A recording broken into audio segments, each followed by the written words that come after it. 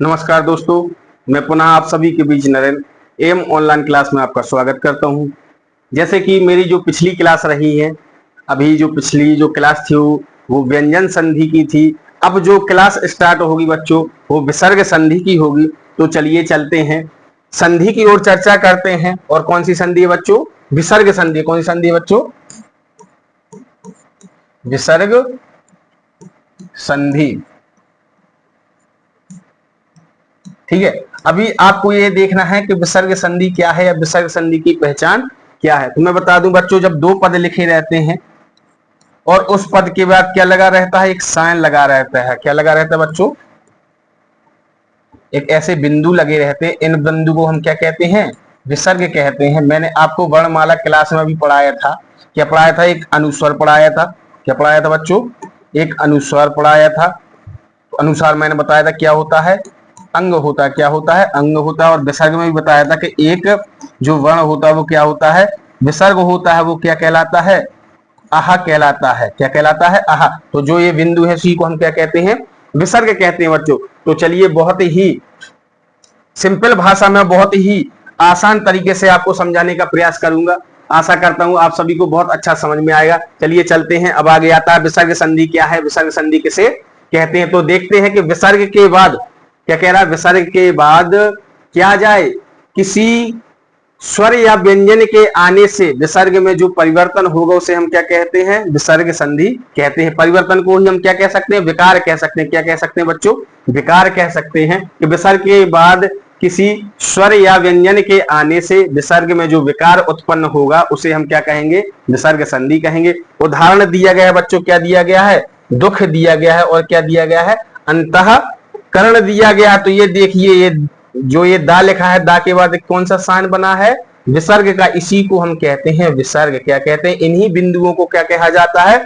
विसर्ग कहा जाता है। अब देखते हैं कि दुख का फॉर्मूला क्या है और अंतःकरण का फॉर्मूला कहाँ है, इनका कहां पर उपयोग किया जाता है। चलिए चलते हैं आगे, देखते हैं नियम क्या है। पहला है, तो जिस प्रकार व्यंजन संधि थी जिसमें क्या नहीं होता है बच्चों? प्रकार नहीं होता है, इसी प्रकार विसर्ग संधि है। विसर्ग संधि में भी क्या नहीं होगा बच्चों? प्रकार नहीं होगा। किस प्रकार से होगा? ये नियम के प्रकार से होगा। नियम के प्रकार से इसको क्या किया जाएगा? हल किया जाएगा। तो देखते हैं क्या कह रहा है कि विसर्ग का क्या कहता है कि विसर्ग का किसमें चेंज हो रहा है। उसका मतलब है कि ये जो विसर्ग है इसका परिवर्तन किसमें होना है, ये कह रहा है। ठीक बच्चों, विसर्ग का परिवर्तन है ना। तो कहता है कि विसर्ग का परिवर्तन किसमें होगा? सा में, सा में और सा में। सलगम वाला सा है और कौन सा? षटकोण वाला सा है और कौन सा है? सपेरा वाला सा है। और कौन सा सा है बच्चों? ये भी याद रखना। नीचे क्या लगी हुई है? इसमें हलंत लगी हुई है। ये अर्ध है। क्या है? अर्धवर्ण है। तो आधा सा और आधा सा और आधा सा में परिवर्तन होगा। तो कहता है कि चाछा, काठा और ताथा, ये मैंने आपको बताया है, ये सब क्या है? स्पर्शी है। क्या है बच्चों? मैंने आपको बताया था ना, स्पर्शी व्यंजन। क्या है बच्चों? ये स्पर्शी व्यंजन है। अगर आपने पिछली क्लास नहीं देखी है तो आप पहले जाके पिछली क्लास को देखिए, तब आपको पूरे फॉर्मूला समझ में आ जाएंगे। तो ये क्या है? वर्ण है स्पर्शी की। जो संख्या थी कितनी थी बच्चों? कितनी संख्या थी बच्चों इसकी? 25। कितनी थी संख्या? 25। तो वो कह रहा है कि पहला दूसरा वर्ण किसका? स्पर्शी व्यंजनों का। तो चाछा, टाठा और ताथा अगर कब आए? विसर्ग के बाद आए तो क्या होगा? आधे सा में परिवर्तन होगा। अगर टाठा के बाद, अगर विसर्ग के बाद क्या आ जाए? टाठा आ जाए तो किसमें कन्वर्ट होगा? षटकोण वाले सा में। और कौन सा सा लगेगा बच्चों? आधा सा। इसी प्रकार कहता है विसर्ग के बाद ताथा वर्ण आ जाए तो किसमें कन्वर्ट होगा? किसमें बदलेंगे? सपेरे वाले सा में। और कौन सा सा? आधे सा में। और यहां देखिए बच्चों, काखा और पाफा। अभी एक और वर्ण, दो वर्ण और रह जाते। कौन सा? काखा और पाफा। तो इसके हम आपको आगे उपयोग बताएंगे स्लाइड के माध्यम से कि काखा और पाफा का उपयोग कहां पर किया जाता। अभी हम ये देखते हैं कि चाछा में सलगम वाला सा आएगा, टाठा में क्या आएगा? षटकोण वाला सा आएगा। और ताथा में कौन सा सा आएगा बच्चों? सपेरे वाला सा आएगा। और कौन सा सा होगा बच्चों? अर्ध सा होगा। ठीक बच्चों, उदाहरण भी देख लेते हैं। अब क्या आ गया? नी विसर्ग, फिर क्या आ गया? चय। तो ये देखिए बच्चों, क्या आ गया, चा आ गया। तो मैंने बताया था क्या हो, चा छा हो तो सलगम वाले सा में क्या होगा, उसका परिवर्तन होगा। और कौन सा सा आएगा बच्चों, उसमें हलंत लगी हुई, तो कौन सा सा हो जाएगा बच्चों, अर्ध सा हो जाएगा। तो देखो बहुत अच्छे से समझो। और देखो निश्चय क्या बनेगा बच्चों, उसका निश्चय। इसी प्रकार लिखा है निहि प्लस चल, तो क्या बनेगा बच्चों, निश्चल। इसी प्रकार लिखा है निहि प्लस तेज, तो मैंने बताया था जब क्या हो, ता था हो, तो किसमें बदलेगा, आधे सा में। कौन सा सा होगा और बच्चों, सपेरे वाला सा होगा, तो क्या बन जाएगा इसका, निस्तेज बन जाएगा। इसी प्रकार लिखा है निहि प्लस छल, तो क्या बनेगा, निश्छल बनेगा। फिर देखिए क्या लिखा है दुह प्लस तर, तो क्या बनेगा, दुस्तर बनेगा। फिर क्या लिखा है, मैंने बताया था अभी टा और ठा विसर्ग के बाद क्या आना चाहिए, टा और ठा है, तो वो किसमें कन्वर्ट होगा, षटकोण वाले सा में। और कौन सा सा आएगा, उसका आधा सा आएगा, तो क्या बन जाएगा, निष्ठुर। इसी प्रकार लिखा है धनु प्लस टंकार, तो टा और ठा के, टा और ठा किसमें बदलेगा, आधे सा में। और कौन सा सा, षटकोण वाला सा, तो क्या बनेगा बच्चों इसका, धनुष टंकार। अब इसी प्रकार कुछ शब्द साइड में लिखे हुए हैं बच्चों, इनको भी समझ लीजिए। यह है क्या है बच्चों, कुछ शब्द ऐसे हैं इनमें क्या है, अपवाद है। क्या है बच्चों, अपवाद है। ठीक, अपवाद है। जैसे क्या लिखा है, अनु प्लस शरण, क्या लिखा है, अनुसरण, तो इसमें कोई परिवर्तन नहीं होता है, ये ऐसे ही लिखा जाता है अनुसरण। फिर लिखा है अनु प्लस स्वार, तो ये कैसे लिखा जाता है, ऐसे ही लिखा जाता है, इसमें भी कोई परिवर्तन नहीं होता है। फिर क्या लिखा है, विस्म प्लस रण, तो ये कैसे लिखा जाता है, विस्म रण लिखा जाता है, तो इसमें भी कोई परिवर्तन नहीं होता है। ठीक बच्चों, अब आगे देखते हैं। जैसे अनुसरण लिखना है तो कैसे लिखेंगे हम, ऐसे ही तो लिखते हैं अनुसरण, है ना। अनुस्वार लिखना है तो कैसे लिखेंगे बच्चों, अनुस्वार, है ना। मतलब इसमें कोई परिवर्तन नहीं होता, विसर्ग में कोई परिवर्तन नहीं किया है। जैसे विस्मरण लिखना है तो कैसे लिखेंगे, विस्म। ठीक बच्चों, ये सेम ही होता है, इनमें कोई चेंजेस नहीं होता है। देखिए अब चलते हैं आगे, देखते हैं और स्लाइड में कौन कौन से नियम दिए गए हैं। बहुत ही आसान भाषा में आपको समझाने का प्रयास कर रहा हूं। अब देखते हैं नियम दूसरा आता है, लिखा है विसर्ग में कोई परिवर्तन ना हो। कहने का मतलब है विसर्ग में कोई परिवर्तन नहीं होगा। तो क्या लिखा है, दुह प्लस शासन, तो क्या लिखा है, दुशासन। कहने का मतलब है कि जो ये तरीका लिखा है ये भी क्या है, सही है। बच्चों एक विधि और होती है इसमें, अगर हमें ऐसे नहीं लिखना है तो ये देखना है विसर्ग के बाद जो वर्ण दिया गया है उस वर्ण का आधा वर्ण लिख देंगे तो वो भी क्या कहलाएगा, सही कहलाएगा। जैसे हमने यहां लिख दिया, ये कौन सा सा था, इसमें सलगम वाला सा था, तो हमने आधा सा ले लिया। फिर क्या लिख देंगे, शासन। क्या लिख देंगे बच्चों, शासन। तो क्या बन जाएगा, दुशासन। तो बच्चों देखो ये भी गलत नहीं है, ऐसे भी हम लिख सकते हैं और ऐसे भी लिख सकते हैं। अब लिखा है दुहु प्लस साहस, तो इसमें देखिए कौन सा सा आ गया, विसर्ग के बाद सपेरे वाला सा आ गया, तो इसको भी हम क्या कर लेंगे, आधे सा में कन्वर्ट कर लेंगे। तो क्या बन जाएगा, दुस्साहस। क्या बन जाएगा बच्चों, दुस्साहस। तो बच्चों ये भी गलत नहीं है, हम ऐसे भी लिख सकते हैं। और फिर आता है निसंकोच, तो क्या लिख सकते हैं हम, कौन सा सा है इसमें बच्चों, सपेरा वाला सा, तो आधा सा आ जाएगा निकल के। फिर क्या लिख जाएगा, संकोच। क्या लिख जाएगा बच्चों, संकोच। तो निसंकोच, तो इस प्रकार से भी हम निसंकोच लिख सकते हैं और ऐसे भी लिख सकते हैं, ये भी सही माना जाएगा। फिर आता है निसंदेह, तो निसंदेह कैसे लिख सकते हैं, तो उसमें कौन सा सा आ गया बच्चों, सपेरा वाला सा आ गया, तो क्या आएगा, इसका अर्ध सा निकल के बाहर आ जाएगा। फिर क्या आ जाएगा, संदेह।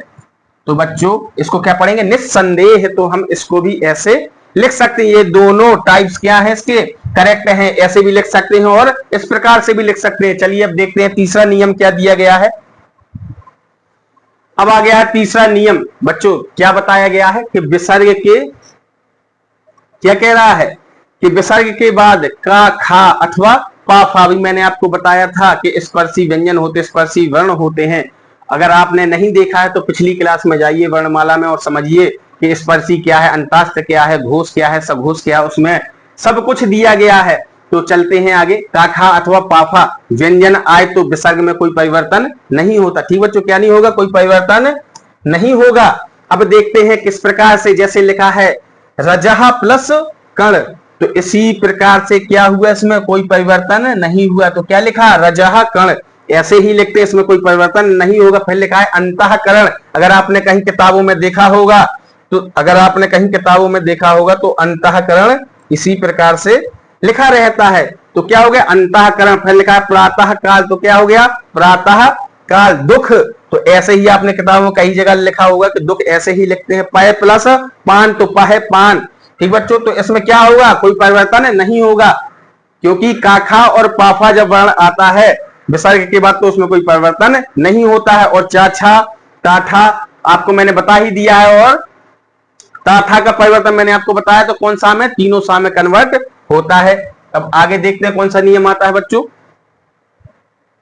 कौन सा नियम आ गया बच्चों, चौथा नियम आता है। चौथे नियम में देखते हैं क्या कह रहा है, यदि विसर्ग के पहले, क्या बच्चों, विसर्ग के पहले, ठीक बच्चों, विसर्ग के पहले, यदि विसर्ग के पहले ई या ऊ स्वर हो तो विसर्ग का क्या बन जाएगा, षटकोण वाला सा बन जाएगा। और कौन सा सा बन जाएगा बच्चों, आधा सा, अर्ध सा बन जाएगा। ठीक बच्चों, कहने का मतलब है जब शब्द लिखे होंगे, ठीक है, जब पद लिखा होगा, ठीक है, तो पद के बाद क्या आएगा, विसर्ग आएगा। विसर्ग के पहले क्या होगा, स्वर होगा। कौन सा स्वर होगा, ई और ऊ का स्वर होगा। तो हम विसर्ग को किस में चेंज करेंगे, षटकोण वाले सा में चेंज करेगा। कौन सा सा आएगा बच्चों, आधा सा आएगा। चलिए देखते हैं, उदाहरण देखते हैं। बहुत ही अच्छे उदाहरण दिए गए कि आपको सभी प्रकार से अच्छे से समझ आ जाए। अब देखो बच्चों, लिखा है निहि प्लस कपट। तो बच्चों देखिए, मैंने क्या बताया था कि विसर्ग के पहले क्या आ जाए, ई का स्वर आ जाए और ऊ का स्वर आ जाए। तो देखिए क्या लिखा है, नी लिखा है, तो नी में कौन सा स्वर है बच्चों, कौन सा स्वर दिया गया नी में, छोटी ई का। कौन सा स्वर है, छोटी ई का। तो ये लिखा है ना, ई या ऊ स्वर हो तो विसर्ग को हम सा में कन्वर्ट कर देंगे। तो नी में कौन सा स्वर है, ई का स्वर है, तो आधे सा में कन्वर्ट हो गया। तो क्या लग गया बच्चों, निष्कपट। राइट बच्चों, अब देखते हैं दुहु प्लस कर। तो ये देखिए, दू में कौन सा स्वर है, छोटा ऊ का स्वर है। देखो बच्चों, कौन सा स्वर है, छोटा ऊ का स्वर है। तो वो किस में कन्वर्ट होगा बच्चों, षटकोण वाले सा में। और कौन सा सा आएगा बच्चों, अर्ध सा आएगा। तो क्या बन जाएगा, इसका दुष्कर बन जाएगा। इसी प्रकार आगे देखते हैं, निहि प्लस कलंग। तो इसमें कौन सा स्वर है बच्चों, छोटी ई का स्वर है। तो ये क्या बन जाएगा, निष्कलंग। फिर क्या लिखा है बच्चों, दुहु प्लस कर्म। तो इसमें कौन सा स्वर है, छोटा ऊ का स्वर है। तो छोटा ऊ किस में कन्वर्ट कर देगा, पा वाले सा में। और कौन सा सा आएगा, आधा सा आएगा। तो क्या बन जाएगा, दुष्कर्म। इसी प्रकार लिखा है निहि प्लस फल। तो किस में कन्वर्ट होगा, षटकोण वाले सा में और अर्ध सा का उपयोग किया जाएगा। तो क्या बन जाएगा, निष्फल बन जाएगा बच्चों। ठीक बच्चों, अब आगे चलते हैं, पांचवा नियम क्या है देखते हैं। अब आगे आता है पांचवा नियम, कहता है कि यदि विसर्ग के पहले, क्या कह रहा है, यदि विसर्ग के पहले आ का स्वर हो तथा उसके पश्चात, मतलब पश्चात उसके बाद क्या हो, घोष व्यंजन आ जाए। बच्चों मैंने आपको बताया था, घोष वर्ण बताए थे। ठीक बच्चों, अगर नहीं आपको अभी भी पता तो पिछली क्लास में जाके आप इन सभी को देख लीजिए। फिर क्या कहता है कि घोष व्यंजन हो या क्या हो, या रा ला वा और हा हो, मतलब अंतास्त हो और क्या हो, हा हो ऊष्म का। ठीक, आए तो वो आ किस में बदलेगा, संयुक्त विसर्ग में। किस में बदलेगा बच्चों, संयुक्त मतलब क्या होता है, जोड़ना। क्या होता है, मेल। क्या होता है, जब दो वर्ण मिलेंगे तो क्या बनेगा, संयुक्त बनेगा। तो क्या कहता है, जब दो अक्षर मिलेंगे या वर्ण मिलेंगे तो क्या होगा, संयुक्त होगा। तो क्या कहता है, या रा ला वा हो या घोष व्यंजन हो।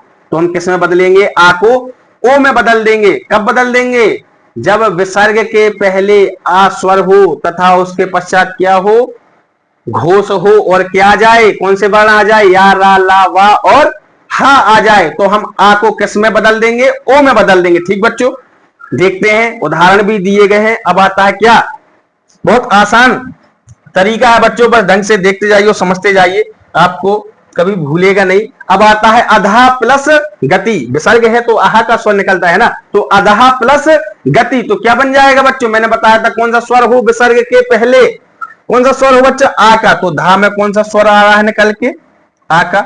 और आ के बाद क्या आ गया बच्चों, गा आ गया। तो मैंने आपको बताया था जो घोष व्यंजन होते हैं उनकी संख्या क्या होती है, तीसरा, चौथा और पांचवा वर्ण क्या कहलाएगा बच्चों, घोष कहलाएगा। ठीक बच्चों, क्या कहलाएगा, घोष कहलाएगा। कौन कौन सा बच्चों होता है, तीसरा, चौथा और पांचवा। पांचवा वर्ण क्या कहलाएगा बच्चों, घोष कहलाएगा। क्या कहलाएगा, घोष कहलाएगा। ठीक बच्चों, तो देखते हैं वर्ण क्या कहलाते हैं, स्पर्शी व्यंजन में आते हैं। तो मैंने आपको बताया था कि पांच वर्णों में उसको क्या, पांच समूह में उसको क्या किया गया है, कन्वर्ट किया गया। तो का, खा, गा, घा और अंगा। तो देखिए का, खा और गा। तो गा कौन सा है, तीसरा है। कौन सा है, तीसरा है। तो क्या आ गया, यहां पर गा आ गया। संख्या क्या है इसकी, तीसरी संख्या है। तो क्लियर हो गया कि कौन सा व्यंजन है, घोष व्यंजन है। तो आहा के बाद क्या गया, घोष व्यंजन आ गया। आ स्वर के बाद क्या गया, घोष व्यंजन आ गया। तो किसमें होगा कन्वर्ट, संयुक्त विसर्ग में। और आ का क्या बन जाएगा, ओ बन जाएगा। तो देखिए बच्चों आ का क्या बन गया, ओ बन गया। तो क्या बन जाएगा बच्चों इसका, अधोगति। इसी प्रकार बच्चों मनहा प्लस योग, तो ना में कौन सा स्वर है बच्चों, आ का स्वर है। तो यहाँ क्या आ गया, मैंने आपको बताया था कि या रा ला वा आ जाए तो भी किस में कन्वर्ट होगा, आ ओ में। तो यहाँ क्या आ गया, ओ आ गया। तो किस में बदलेगा, ओ में बदलेगा। तो क्या बन जाएगा बच्चों, मनो योग बन जाएगा। इसी प्रकार तेज प्लस मय, तो क्या आ गया बच्चों, आ के बाद क्या आ गया, आ के बाद क्या आ रहा है बच्चों, मां का स्वर आ रहा है। काय का स्वर आ रहा है, मां का स्वर आ रहा है। तो मां क्या कहलाएगा बच्चों, फिर घोष व्यंजन कहलाएगा। क्या कहलाएगा, घोष व्यंजन या घोष वर्ण कहलाएगा। तो किस में बदल जाएगा, ओ में बदल जाएगा। तो क्या बन जाएगा इसका बच्चों, तेजोमय बन जाएगा। समझ में आया बच्चों सभी को। चलिए चलते हैं अब आगे, देखते हैं और कौन सा नियम है, हम उस पर भी चर्चा करते हैं। बहुत ही आसान भाषा में आपको समझाने का तरीका कर रहा हूं। और बच्चों ये भी याद रखिए, हम आपके लिए इतनी मेहनत कर रहे हैं, ठीक है, इतनी रिसर्च करके आपको यहाँ पर एक एक चीज क्लियर करा रहे हैं, तो आपका भी कुछ फर्ज बनता है। ठीक बच्चों, लाइक कीजिए और शेयर कीजिए और सब्सक्राइब कीजिए। चलिए चलते हैं, नियम कौन सा आ गया बच्चों, छठवां नियम आ गया। देखते हैं क्या कह रहा है छठवें नियम में। क्या कहता है छठवें नियम में, यदि विसर्ग के आगे, क्या कहता है, यदि विसर्ग के आगे रा व्यंजन हो, ठीक, मतलब विसर्ग समझ गए, बिंदु होती है, आहा की बिंदु होती है। यदि विसर्ग के आगे रा व्यंजन हो तो विसर्ग का लोप हो जाएगा। क्या हो जाएगा बच्चों, विसर्ग वहां से हट जाएगा या लोप हो जाएगा।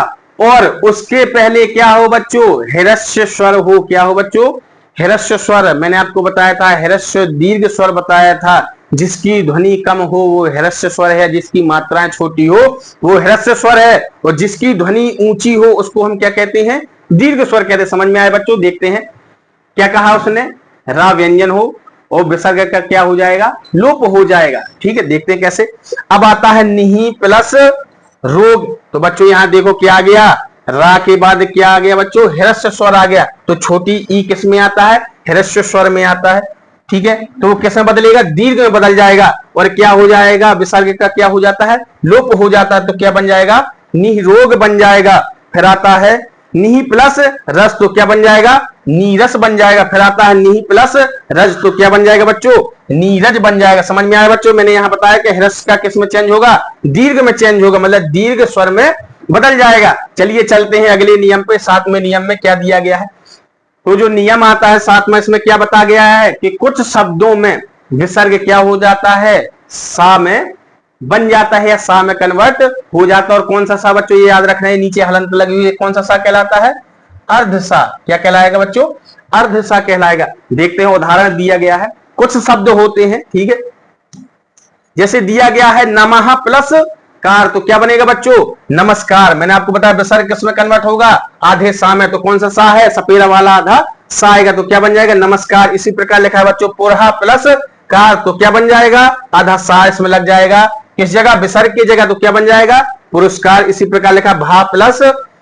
प्लस कार, तो क्या बन जाएगा बच्चों, भास कर। चलिए देखते हैं अगला नियम क्या है।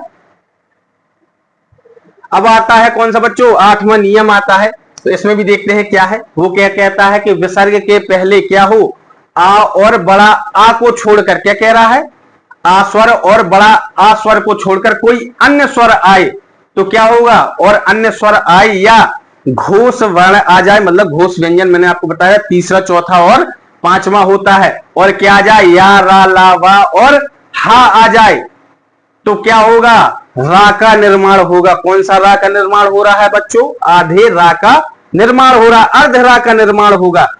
किस प्रकार देखते हैं, अभी आपको ना समझ में आए तो फिर समझिए कि विसर्ग के पहले क्या आ जाए, आ और बड़ा आ को छोड़कर अन्य कोई स्वर आ जाए तो क्या होगा, और अन्य स्वर के बाद भी क्या आ सकते हैं, घोष वर्ण आ सकते हैं। और क्या आ सकते हैं, या रा ला वा और हा भी आ सकता है। तो किसका निर्माण करेंगे हम, अर्ध रा का निर्माण करेंगे। किस प्रकार देखते हैं बच्चों, ये लिखा है आसीह प्लस वाद, तो क्या बन जाएगा बच्चों, वाद बन जाएगा, किसमें कन्वर्ट होगा, अर्धरा में। तो अर्धरा की क्या लग जाएगी, इसमें हलंत लग जाएगी, क्या लग जाएगी, हलंत लग जाएगी। तो क्या बन जाएगा, आशीर्वाद। फिर आता है दुह प्लस गुण, तो क्या बन जाएगा, दुर्गुण बन जाएगा। क्या बन जाएगा बच्चों, दुर्गुण बन जाएगा। इसी प्रकार आगे और भी अगर नहीं समझ में आता है तो और उदाहरण देखिए बच्चों क्या दिया गया है। फिर लिखा है आयु प्लस वेद, तो क्या बन जाएगा, आयुर्वेद। समझ में आ रहा है बच्चों। फिर है बही प्लस अंग, तो क्या बन जाएगा, बहिरंग। अब आप यहां पर सोच रहे होंगे कि अभी आप कह रहे हैं कि रा में कन्वर्ट होगा, और कौन से रा में बताया, अर्ध रा में। अब यहां सोच रहे होंगे यहां तो पूरा रा है। तो बच्चों यहां भी देखिए कि यहां क्या आ गया, स्वर आ गया। क्या आ गया बच्चों, स्वर आ गया। जब विसर्ग के बाद क्या मैंने बताया था, जब आधा रा होगा, आधा रा में और क्या मिल जाएगा, एक स्वर है ना, क्या कौन सा स्वर है, आ का स्वर है। जब आ का स्वर उसमें मिलेगा तो वो आधा किस में बदल जाएगा, पूरे रा में बदल जाएगा। इसलिए यहां पर क्या आ गया, पूरा रा आ जाता है, इसलिए क्या बन जाता है, बहुरंग बन जाता है। इसी प्रकार बच्चों ये वाला देखिए, ये भी बहुत इंपोर्टेंट है। देखिए ये भी आता है एग्जाम में पूछा जाता है कि दुह प्लस उपयोग। तो ये देखिए हमने रा लिया, कौन सा रा लिया, आधा रा लिया। फिर क्या आ गया, उसमें कौन सा स्वर आ गया, छोटा ऊ का स्वर आ गया। इसलिए यहां कौन सा रू हो जाएगा, रू हो जाएगा। कौन सा रू हो जाएगा, छोटा वाला रू का यहां उपयोग किया जाएगा। तो क्या बन जाएगा बच्चों, दुरुपयोग। इसी प्रकार ये देखिए निहि प्लस यात, विसर्ग के बाद मैंने क्या बताया था, या रा ला वा हो, तो किस में कन्वर्ट होगा, आधे रा में कन्वर्ट होगा, अर्ध रा में कन्वर्ट होगा। तो इसका क्या बन जाएगा बच्चों, निर्यात बन जाएगा। ठीक है बच्चों, समझ में आया सभी को। चलिए चलते एक बार आपको इसका रिवीजन करा देता हूं।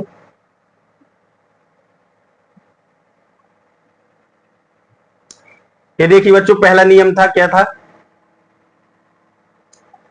विसर्ग किसे कहते हैं, विसर्ग के बाद किसी का क्या हो, स्वर व्यंजन के आने से विसर्ग में जो विकार उत्पन्न होगा उसे हम क्या कहेंगे, विसर्ग संधि कहेंगे। उदाहरण दिया गया था दुख प्लस अंतःकरण।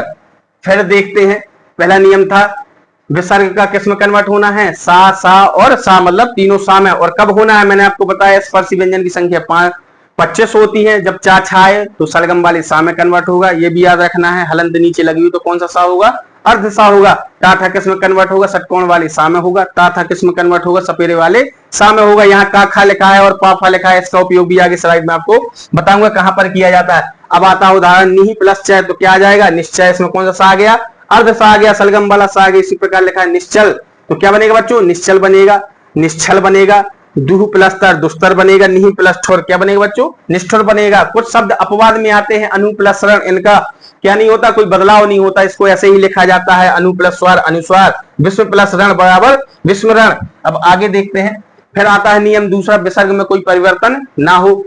क्या लिखा है, दुह प्लस शासन दुशासन, दुह प्लस साहस दुस्साहस, निहि प्लस संकोच तो निहि संकोच, निहि प्लस संदेह तो निहि संदेह। तो बच्चों ऐसे भी हम लिखते हैं, ये भी राइट माना जाता है, और ऐसे भी लिखते हैं तो ये भी राइट माना जाता है। विसर्ग के बाद जौन सा वर्ण दिया गया उसी वर्ण को हम अर्ध वर्ण में कन्वर्ट कर देते हैं। तो इस प्रकार से भी हम इनको लिख सकते हैं। दोनों टाइप्स क्या है इसके, राइट है। फिर आगे तीसरा नियम आता है, क्या कहता है कि विसर्ग के बाद, अभी मैंने बताया काखा और पाफा का उपयोग कहां पर करना। तो यहां पर आता है कि विसर्ग के बाद काखा अथवा पाफा व्यंजन आए तो विसर्ग में कोई परिवर्तन नहीं होगा बच्चों। ठीक बच्चों, कोई परिवर्तन नहीं किया जाएगा। उदाहरण दिया गया रजह प्लस कर्ण, तो क्या लिखा है, रजाकर्ण, मतलब क्या नहीं है, इसमें परिवर्तन नहीं। अंतः प्लस कर्ण, तो क्या लिखा बच्चों, अंतःकरण। प्रातः प्लस काल, तो क्या लिखा बच्चों, प्रातः काल। आपने कई जगह ऐसे देखा होगा, किताबों में लिखा होगा प्रातः काल, इसी प्रकार से लिखा जाता है। आगे देखते हैं बच्चों।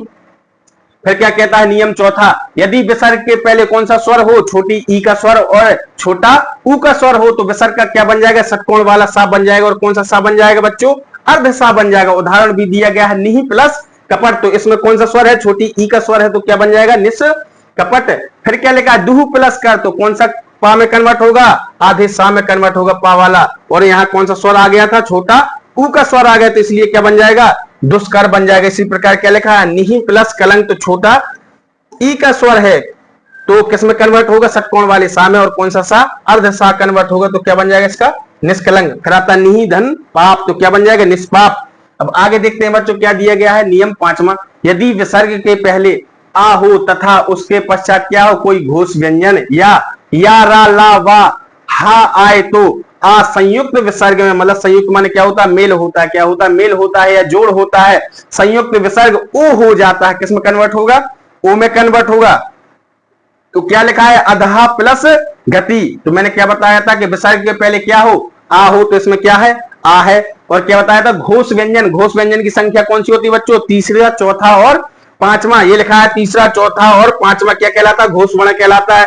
तो यहाँ क्या आ गया, आ का स्वर आ गया, आ के बाद क्या आ गया, घोष व्यंजन आ गया। तो किसमें बदलेगा बच्चों, ओ में बदलेगा। तो क्या बन जाएगा इसका, अधोगति। इसी प्रकार मना प्लस योग, तो ये भी बताया था, या रा ला वा। तो क्या आ गया, आ के बाद या आ गया, तो किस में बदलेगा, ओ में बदलेगा। तो बच्चों क्या बन जाएगा, मनोयोग बन जाएगा। इसी प्रकार लिखा तेज प्लस मय, तो इसमें भी क्या है, आ के बाद क्या दिया गया, मां दिया गया। मां किस में आएगा, घोष व्यंजन में आएगा, घोष वर्ण में आएगा। तो क्या बन जाएगा बच्चों इसका, तेजो मय बन जाएगा। अब आगे देखते हैं, छठवां नियम आता है, क्या कहता है कि यदि विसर्ग के आगे क्या हो, रा व्यंजन हो, तो विसर्ग का क्या हो जाएगा, उसमें लोप हो जाएगा, विसर्ग क्या हो जाएगा, वहां से हट जाएगा या छिप जाएगा। और उसके पहले क्या हो, ह्रस्व स्वर आया हो या छोटी ध्वनि, किसको कहते हैं, ह्रस्व स्वर को कहते हैं, जिसकी ध्वनि कैसी हो, कम हो या छोटी हो, वो किस में बदल जाएगी बच्चों, दीर्घ स्वर में बदल जाएगी। किस में बदल जाएगी बच्चों, दीर्घ स्वर में बदल जाएगी। उदाहरण दिया गया निहि प्लस रोग। तो क्या आ गया, क्या बताया था उसने कि विसर्ग के बाद या विसर्ग के आगे क्या हो, रा हो, तो क्या आ गया, यहाँ पर रा आ गया। ठीक है, और कौन सी ध्वनि है यहाँ पर, ह्रस्व की ध्वनि। कौन सी ध्वनि है, ह्रस्व की ध्वनि है, क्योंकि कौन सी है, छोटी ई। तो किस में बदलेगी, दीर्घ में। तो क्या बन जाएगा बच्चों, निरोग बन जाएगा। इसी प्रकार निहि प्लस रस, तो क्या बन जाएगा, नीरस बन जाएगा। इसी प्रकार लिखा है निहि प्लस रज, तो क्या बन जाएगा बच्चों, नीरज बन जाएगा। समझ में आ रहा है सभी को। अब आगे देखते हैं सातवां नियम। कुछ शब्द में विसर्ग क्या होता है, आधा सा हो जाता है या आधा सा बन जाता है। कितने शब्द होंगे, कुछ ही शब्द होते हैं। जैसे लिखा है नमः प्लस कार, तो क्या बन जाएगा, नमस्कार। और ये भी याद रखना है बच्चों, कौन सा सा आएगा, सपेरा वाला सा आएगा, अर्ध बनेगा। पुरः प्लस कार, तो पुरस्कार। भा प्लस कर, क्या बन जाएगा, भास्कर बन जाएगा। अब अगला स्लाइड देखते हैं, क्या दिया गया है। आठवां नियम था, विसर्ग के पहले बच्चों आ और बड़ा आ को छोड़कर कोई अन्य स्वर आ जाए या क्या आ जाए, घोष वर्ण, या रा ला वा और हा आ जाए, तो क्या बन जाएगा, आधा रा बन जाएगा, आधा रा का निर्माण हो जाएगा। क्या लिखा है यहाँ पर, उदाहरण में दिया गया आशी प्लस वाद, तो क्या बन जाएगा, आशीर्वाद। यहाँ देखिए आधे रा की क्या आ गई है, मात्रा आ गई है। फिर लिखा है दुह प्लस गुण, तो क्या बन जाएगा बच्चों, दुर्गुण बन जाएगा। आगे देखते और उदाहरण दिए गए, आयु प्लस वेद, ये बहुत इंपॉर्टेंट है बच्चों, ये भी बहुत पूछा जाता है। आयु प्लस वेद, तो क्या बन जाएगा, आयुर्वेद। बही प्लस अंग, तो यहां पर देखिए आ का स्वर है, जब आ रा में मिलेगा तो कौन सा रा बन जाएगा, पहले अर्ध रा में कन्वर्ट हो रहा था, लेकिन यहाँ क्या आ गया, स्वर आ गया, तो वो कौन सा रा बन जाएगा, पूरा रा बन जाएगा, पूर्ण रा हो जाएगा। तो क्या बन जाएगा, यहाँ बही रंग बन जाएगा। इसी प्रकार लिखा है दुह प्लस उपयोग, तो क्या बन जाएगा, दुरुपयोग बन जाएगा। फिर लिखा है निहि प्लस यात, तो क्या बनेगा बच्चों, निर्यात बनेगा। चलिए बच्चों, आप आशा करता हूं आप सभी को बहुत अच्छा समझ में आया होगा। अगर आपको क्लास पसंद आई हो तो लाइक कीजिए, शेयर कीजिए और सब्सक्राइब कीजिए। Thank you.